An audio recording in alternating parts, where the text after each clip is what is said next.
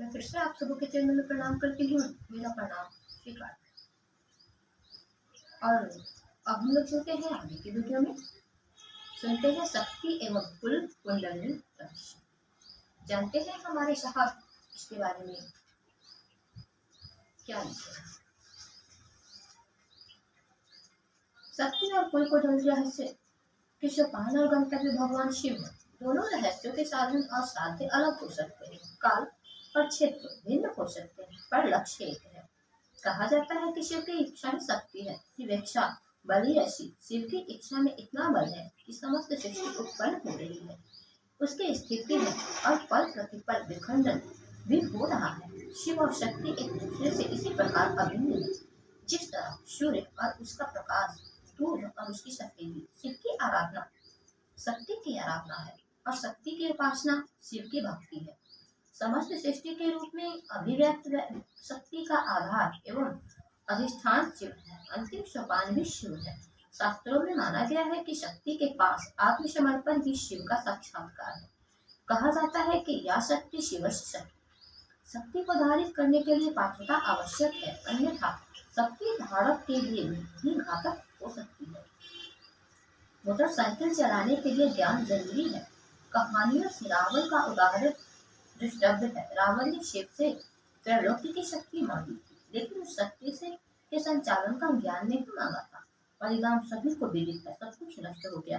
सचमुच शक्तिमान ही शक्ति को धारित कर शक्ति का सदुपयोग कर सकता है, अन्यथा दुरुपयोग की प्रबल आशंका बनी रहेगी। आदमी की इच्छा में भी बल है। पूरी दुनिया में आदमी के द्वारा जो कुछ निर्मित है, उसके मूल में आदमी की इच्छा ही कार्यरत है। किसी की इच्छा और संकल्प के कारण ही कार्य हुआ है। इच्छा ज्ञान और क्रिया शक्ति से। कहा ही जाता है यत् ब्रह्मांडे तत्पिंडे, यानी जो इस ब्रह्मांड में है वह व्यक्ति के शरीर में अवस्थित है। प्राचीन काल से ही शक्ति रहस्य की परिकल्पना उसी शक्ति यानी शिव की इच्छा पर ही आधारित है। इसका विवेचन आवश्यक प्रतीत होता है कि शक्ति रहस्य, कुल कुंडलिनी रहस्य आदि की चर्चा तो होती है, किंतु शिव रहस्य, राम रहस्य, कृष्ण रहस्य आदि की चर्चा आम नहीं है। इसका कारण अगर खोजा जाए तो दिए का उदाहरण दिया जा सकता है। दिए की बाती जलती तो है, रोशनी भी होती है, किंतु बाती स्वयं नष्ट हो जाती है। वस्तुतः शक्ति का अचानक प्रस्फुटन साधक के लिए घातक हो सकता है, अतः धीरे धीरे रहस्य उद्भेदित होते हैं। अकुल शिव को कहते हैं और कुल शब्द का प्रयोग शक्ति के लिए हुआ है, इसलिए शक्ति रहस्य या कुंडलिनी रहस्य का प्रचलन है। जो भी शक्तियां हैं उनके जनक शिव हैं। शक्तियां शिव का प्रकटीकरण है। इन्हीं शक्तियों से शिव जाने जाते हैं। एक हुए शिव, दूसरी हुई उनकी इच्छा। सूक्ष्म अतिसूक्ष्म सूक्ष्म अतिसूक्ष्म परमात्मा का मानवीकरण महादेव या शिव कहलाया। फिर उसे शिव की इच्छा, जो सृष्टि की प्रारंभिक इच्छा है, उसका नारी रूप में प्रकटीकरण आदि शक्ति भवानी, भगवती आदि उपाधियों से विभूषित है। शिव जनमानस के लिए सर्वसुलभ है। हर हर महादेव, भोला बाबा आदि विभिन्न नामों से जन सामान्य परिचित है। पूजा का कोई प्रक्रिया भी नहीं है। उनका पंचाक्षर मंत्र नमः शिवाय भारत भूमि में अधिकांशतः लोग समझते हैं। भगवान शिव के लिए तंत्र की दुनिया में बीज मंत्रों का प्रयोग भी निमित्त हुआ है। यथा शिव का बीज मंत्र लोगों को ज्ञान ही नहीं हुआ। शक्ति के बीज मंत्रों का प्रचलन है, किंतु शिव अपने मूल कई नामों से जाने जाते हैं। काल के प्रवाह में एम बीज को, जो ज्ञान का बीज है, विद्या की देवी सरस्वती के लिए प्रयुक्त होने लगा। हम महामृत्युंजय मंत्र में अभी भी है। यह हम महामृत्युंजय के इस मूल मंत्र की जन सामान्य में बहुत व्याप्ति नहीं हुई है। ओम नमः शिवाय या नमः शिवाय ही चलता रहा। वैसे भी अगर पौधा सहजता से उपलब्ध हो तो कोई उसका बीज नहीं खरीदेगा। सिर्फ सहजता से उपलब्ध थे, आज भी है। शक्तियाँ भी सहजता से उपलब्ध है, किंतु शक्ति धारित करने के लिए पूर्व पात्रता अनिवार्य है। इसलिए शक्ति के बीज मंत्रों का प्रचलन है। शक्तियों का विग्रह अनंत रूपों में है। सृष्टि में मूल 5 तत्व हैं: क्षिति, जल, पावक, समीर, गगन। ये पांचों तत्व भी शिव की इच्छा से निर्मित है। स्पष्टता पांचों तत्वों में शक्तियां निहित है। तीन गुण सत्य रज तम भी शिव की इच्छा से विद्यमान है। संपूर्ण जगत इन्हीं पांच तत्वों और तीन गुणों से रचा बसा है। इसलिए शक्ति पूजा में 9 अंक, एक शिव, 5 तत्व और 3 गुण महत्वपूर्ण है। शक्ति का विग्रह करे तो समस्त चराचर जगत एवं उसके अलावा भी जो कुछ विद्यमान है शक्ति की परिधि के भीतर ही है। शक्ति शिव की इच्छा का नाम है। इसलिए कहा जाता है कि शिव ही कण कण में स्थित है। परमात्मा सूक्ष्म अति सूक्ष्म सत्ता है, इसलिए उनका विग्रह अथवा फैलाव स्थूल की दिशा में ही संभव है। एक उदाहरण से यह समझा जा सकता है, पर्वत के शिखर पर पहुंचा हुआ व्यक्ति चलना चाहेगा तो उसे नीचे ही उतरना होगा। अर्थात शक्ति का विकास अति सूक्ष्म से स्थूल की ओर हुआ है, किंतु शक्ति की स्थूल से सूक्ष्म की ओर वापसी होनी ही है। इसी क्रम में परा और अपरा शक्ति कहा जाता है। परा शक्ति का गमन स्थूल से अति सूक्ष्म की दिशा में है, अपरा अति सूक्ष्म से स्थूल की ओर चलती है। तंत्र के भैरवी चक्र में एक ही केंद्र बिंदु पर एक ऊर्ध्वमुख और एक अधोमुख त्रिभुज इस बात का द्योतक है कि शिव की ही इच्छा, ज्ञान और क्रिया शक्ति जो जगत में मुखरित है पुनः जीव से शिव की ओर चलती है। शिव अपनी इच्छा से जीव बनते हैं और उन्हीं की इच्छा जीव को शिव बनाती है। पराशक्ति को ही विद्या कहा जाता है और अपरा को अविद्या। विद्या शब्द विद्या धातु से बना है, जिसका अर्थ होता है होना। विद्या का अर्थ है जो है, अविद्या का अर्थ हुआ जो नहीं है। और पराशक्ति को ही संचर धारा भी कहा जाता है और पराशक्ति को परिसंचर शक्ति के अनेक विग्रहों में भारत के मध्ययुगीन काल में 10 महाविद्या की अवधारणा दृष्टिगत होती है। बौद्ध तंत्र जैन तंत्र में पूजित देवियों को सूत्रबद्ध किया गया है, यथा बौद्ध तंत्र से द्वितीय महाविद्या को समाविष्ट किया गया। 10 महाविद्या में प्रथम देवी काली है, शेष 9 महाविद्या है तारा, षोडशी, भुवनेश्वरी, भैरवी, छिन्नमस्ता, धूमावती, बगला, मातंगी और कमला। साधन माला में द्वितीय महाविद्या के बारे में बताया गया है कि एक जटा देवी की धारणा कर अर्जुन ने तिब्बत के घोर प्रदेश में प्रथमतः माँ तारा को लोक प्रतिष्ठित किया। इस देवी का एक नाम महाचीन तारा भी है। हिंदू तंत्र के उग्रा, अहोग्रा, वज्रकाली, सरस्वती, कामेश्वरी आदि देवियों को तारा की अभिव्यक्ति बताया गया है। 10 महाविद्याओं की छिन्नमस्ता को बौद्ध वज्र योगिनी के शमशील बताया गया है। कहा जाता है कि छिन्नमस्ता के मूल प्रवर्तक सबलपाद ही थे। माना जा सकता है कि कृष्णपाद या कृष्णाचार्य इस देवी के उपासक थे, क्योंकि कृष्णपाद की शिष्या मेखलापा तिब्बत में छिन्नमस्ता के रूप में पूजी जाती है। वज्रयानी तारा का मंदिर नालंदा और विक्रमशिला में ही था।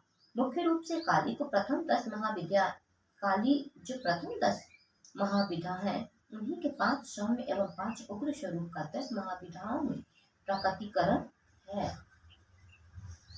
इनसे न्यून अनेक शक्तियां हैं, जैसे सागर मंत्र में असम क्षेत्र के कामरूप, कामाख्या क्षेत्र में मंत्रों के प्रयोग में नैना जोगन की दुहाई दी जाती है। दुहाई नैना जोगन की छोटी बड़ी असंख्य शक्तियों का बहुत बड़ा साम्राज्य है। दृश्य अदृश्य जगत में शक्ति का ही विग्रह है, उनकी ही व्याप्ति है, स्पष्टता। शक्ति मूल रूप में शिव की इच्छा है। निर्विवाद है कि शक्ति के रहस्य शिव है, भले ही वह धन की शक्ति हो अथवा निशंगी काल की।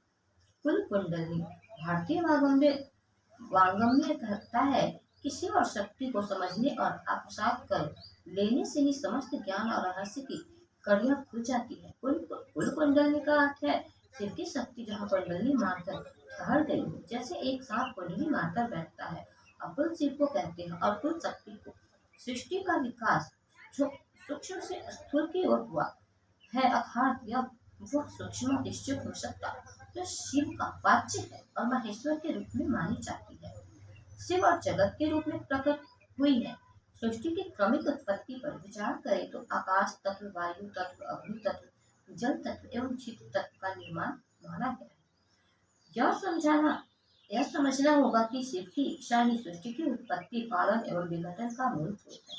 शिव की इच्छा का नाम ही शक्ति है। सूक्ष्म एवं स्थूल की व्याख्या यदि की जाए तो पाओगे कि यह व्यक्ति की सभी पांच इंद्र ज्ञानेंद्रियां काम करती है, उसे स्थूल कहा गया है। और जहाँ जहाँ पांच ज्ञानेंद्रियों की पकड़ कमजोर होती है, उसे अपेक्षाकृत सूक्ष्म कहा गया है। यथाचिति तत्व का अर्थ हुआ मिट्टी अथवा पत्थर। मिट्टी को समझने में सभी ज्ञानेंद्रियां काम करती है। आंखें देख सकती है, रूप उसे छूकर जाना जा सकता है, स्पर्श जीभ का स्वाद ले सकती है, स्वाद नाक गंध ले सकती है, गंध, और कान सुन सकते हैं शब्द।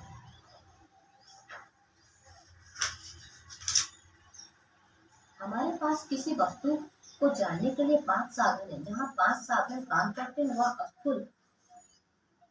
वस्तु स्थूल है। जहाँ एक साधन काम करता है वह वस्तु अपेक्षाकृत सूक्ष्म है।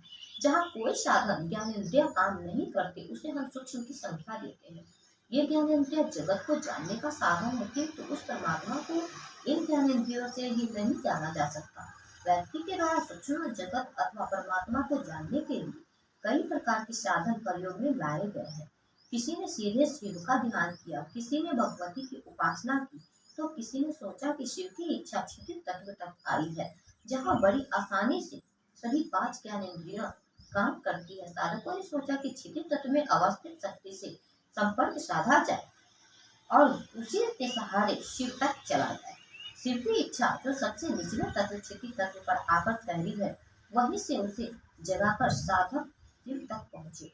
यह ब्रह्मांड तत्पिंड यानी जो ब्रह्मांड की उत्पत्ति का क्रम है, वह व्यक्ति के शरीर में है, यानी पंच महाभूतों और तीन गुणों का मानवीय सृष्टि में भी प्रयोग हुआ है। मानव शरीर में मेरुदंड को इसका आधार माना गया है। मेरुदंड में सबसे नीचे का चक्र मूलाधार है, जहाँ क्षितिज तत्व का केंद्र है। उसके ऊपर स्वादिष्ठान चक्र स्वादिष्ठान जल चक्र, उसके ऊपर मणिपूरक अग्नि चक्र है, अनाहत वायु चक्र है, उसके ऊपर विशुद्ध आकाश तत्व चक्र है और उसके ऊपर आज्ञा चक्र है, जिसे त्रिवेणी या त्रिपुटी कहते हैं। व्यक्ति के कपाल के भीतर अहंकार है, जहाँ शिव विराजते हैं। मूलाधार चक्र तक उतनी उत्तरी शक्ति को प्राण मंत्र से जगाकर शिव तक वापस ले जाना, यही कुंडलिनी रहस्य है। जो साधक अपनी कुल कुंडलिनी जगाता है उसे कौल साधक कहा जाता है, और जो दूसरों के कुल कुंडलिनी जगाता है उसे महाकौल कहा जाता है। शिव को महाकालेश्वर भी कहा जाता है। इस विधा के आचार्य शिव के शिष्य योगी मत्स्येंद्रनाथ माने जाते हैं। क्षितिज तत्व जहाँ शक्ति निर्माण के क्रम में ठहर गई है, माना जाता है कि यह मूलाधार चक्र में 3.5 लपेटे में अपनी पूंछ को मुंह में दाबकर स्थिर है। सारधात्री वल्यान क्षितिज तत्व में वह शक्ति किस रूप में है, इसका वर्णन आया है कि कोटि सौदामिनी भाषाम, यानी क्षितिज तत्व में जो शक्ति निहित है उसमें आसमान के करोड़ों बिजलियों की चमक है। यह कुंडलिनी सूक्ष्म मूलाधार निवासिनी कामिष्ट देवता रूपांसार धात्रिबल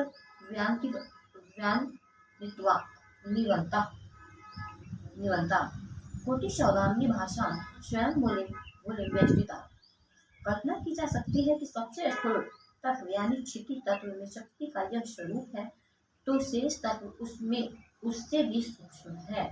कुंडलिनी साधना को ही सर्प चक्र वेदन कहते हैं। आदि शंकराचार्य ने सौंदर्य लहरी में कहा है कि कुंडलिनी शक्ति का जागरण ब्रह्मांड सुषुम्ना नाड़ी में स्थित 6 चक्रों का भेदन करके किया जा सकता है। ये 6 चक्र हैं और इस 6 चक्र के बारे में हम लोग सुनेंगे आगे की वीडियो में। और तब तक के लिए आप सबों के चरणों में प्रणाम करती हूँ। मेरा प्रणाम स्वीकार।